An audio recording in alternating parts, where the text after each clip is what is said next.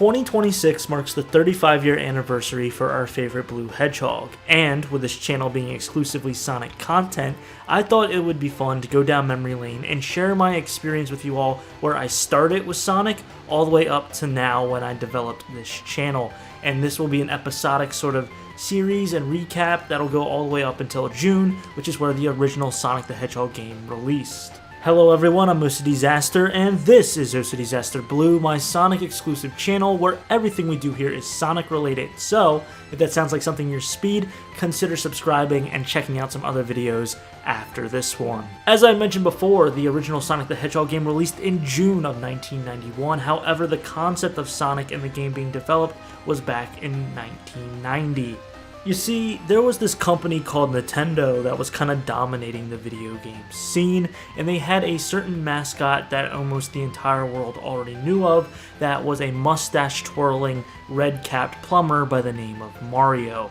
Sega was developing their own consoles and video games but needed a mascot to compete with the plumber himself, so they threw a contest together to see who would make the cut to design not only a mascot but a game to compete with Nintendo. Three men fatefully created one of the most iconic video game characters of all time. They go by the names of Yuji Naka, Hirozaku Yashishura, and Naoto Oshima. I totally butchered those, but we all know who these gentlemen are. Yuji Naka was the programming mind behind Sonic the Hedgehog, creating a very interesting algorithm in which the sprites could follow through a course and track and do loops, and basically made the physics that makes Sonic so iconic and distinct from his competitor Mario. A scrap design was actually Dr. Eggman, who was going to be the protagonist, and he was in like sleeping clothes, like pajamas. But then it kind of moved over to an idea about controlling a rabbit that could use its ears to grab surfaces. But when that didn't work for the time, they moved forward with Sonic's design.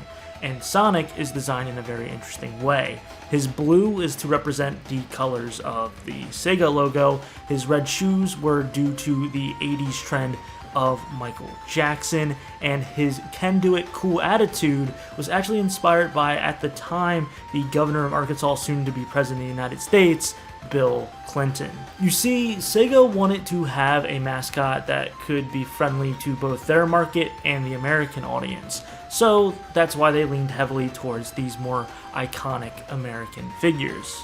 Eagerly trying to push Sonic's iconic design out to the world, he actually debuted before his game in 1991 and was a few months earlier in a Sega AM3 racing game known as Rad Mobile. Sonic was a hanging ornament on the rearview mirror, and that was his actual first debut before becoming the zeitgeist that we all know and love today, which is when the Sega Genesis released. They packaged Sonic the Hedgehog with it in June of 1991, and immediately it took off like lightning in a bottle. It was critically acclaimed, and gamers everywhere loved the blue blur. I was not born yet. This came out 4 years before I was birthed, which is a weird statement to say, but needless to say, I was not one of the first people to get my hands on Sonic. And it was actually many years later till I actually was experienced to a Sonic game. Sure, I might have seen him here and there, but I never really played a true Sonic game until around 2002. Both my parents never grew up playing video games, therefore that was not a common item in our household. I did not own a video game console, handheld, or game for quite some time. I actually had to get experience to the video game world by playing at my cousin's house, who lived further away, about 2 or 3 hours. Now, when we visited, it would be for multiple days, which was great and fun, but that's really what got me into the world of gaming, and I only got to own games and own handhelds and consoles as hand-me-downs from my cousin, or being so inspired by playing his game, I would beg my parents for systems a few years later.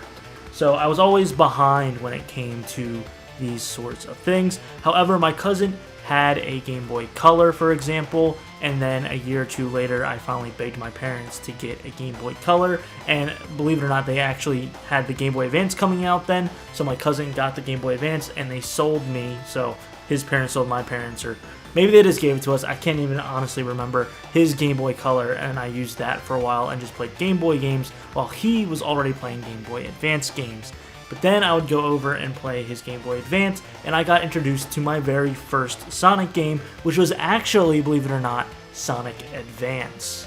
I think Sonic Advance was literally the perfect game to start me with, because in all fairness, it is quite easy compared to the original Sonic games. I believe it focuses more on going fast and platforming over memorizing pathways and, trying to predict enemies and getting hit with enemies. There's not a lot to really do in Sonic Advance. It's kind of just hold to the right and just make sure you time your jumps correctly, and then at the end of Act 2, fight Eggman for a few rounds. But as a beginner, a newbie to the Sonic franchise, this was actually perfect. As someone who only played Mario games, Frogger, and stuff of that nature, maybe some obscure Disney ones like Monsters Incorporated Screamlab or whatever, I never really experienced a game quite like this, and it blew me away to the point where I was literally addicted. I could not put the Game Boy Advance down, and it wasn't even mine, it was my cousin's. I vividly remember that there was a day where my cousin and I played video games all day, so the next day my mom, my uncle, they were like, alright,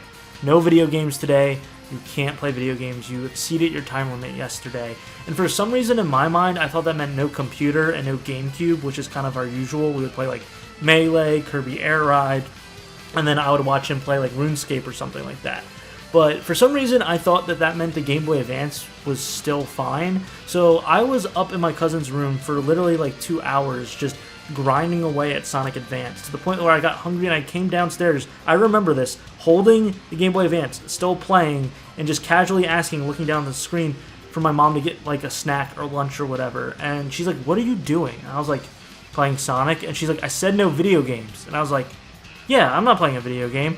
And I remember my cousin being like, bro, what are you talking about? And he was a few years older than me. He didn't say like that. Bro wasn't a thing back then. He was just like, what is this idiot talking about? He's literally playing a video game right now. Anyway, I just thought that was a funny little memory that I have. I was embarrassed. I loved everything about this game, from the menus to the design of the characters, Sonic, Tails, Amy, Knuckles, the ability to play these characters, and they had their own little different styles and unique gameplay elements to it. I really like the music in this game. I really like the level design and just the theming around everything. It was so vibrant and colorful and contrasted each different zone. It was great, and it was really a good first experience. However, and I will explain this in another episode later down the road, it was definitely a baby's Sonic game, because when I started to play more of the originals, I realized, man, I am really bad at the side-scrolling classic Sonic games. But from there, my obsession with Sonic began to skyrocket. What was once just a little character on the side of my mind was now everything I wanted to draw, emulate, and play, to the point that I was begging my parents for more video games, specifically Sonic video games. And that's where we get into the next chapter of my Sonic journey, which will be in a video coming out later. So if you're interested in that, consider subscribing to stay tuned.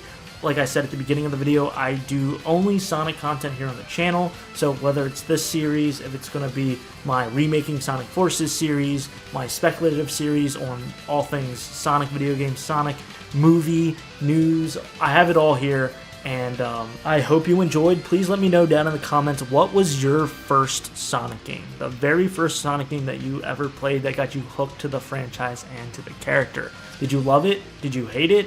I would really like to hear your stories down below. With that being said, I'm OCDsaster, and I hope you have a super Sonic rest of your day. See ya!